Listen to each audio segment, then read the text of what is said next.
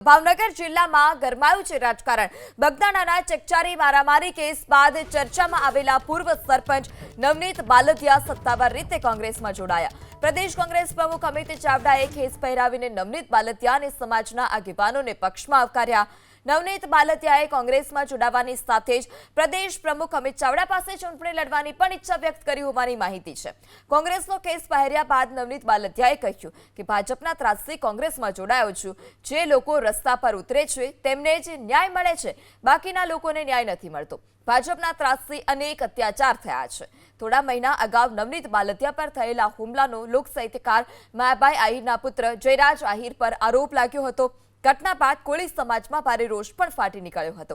હીરા સોલંકી અને પરસોત્તમ સોલંકીએ બગદાણા વિવાદ દરમિયાન ન્યાય અપાવવા માટે નવનીત બાલદિયાને મદદ પણ કરી હતી। ભાજપના ત્રાસથી છેલ્લા ઘણા સમયથી તમે જોવો જ છો કે કેટલા અત્યાચાર થાય છે। કોઈ પણ સમાજનો હોય જ્યારે રોડે ચડે છે ત્યારે એને ન્યાય મળે છે।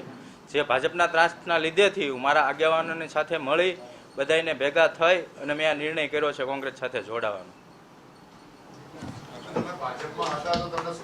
હું ભાજપમાં નહોતો, હું કોઈ પક્ષમાં જ નહોતો અને હજુ મારે કેસની પ્રક્રિયા ચાલુ છે એસઆઈટીની। જે 2 દિવસ પહેલાં જ આરોપીને પકડ્યો, જે ડીવાયએસપી હતા તો એને આ સરકારે પાછી ત્યાં હોવા હાજર કરીશ ડીવાયએસપીને। જે કેસની તપાસ તો ચાલુ છે એટલે ભાજપનો કેટલો ત્રાસ છે તમે જોવો છો। નહીં, ચૂંટણી લડવાની નહીં, હું એક આગેવાન તરીકે આમાં જોડાણો છું અને છતાંય જો મારા આગેવાનો કે છે લડવાની તો હું ચૂંટણી પણ લડીશ।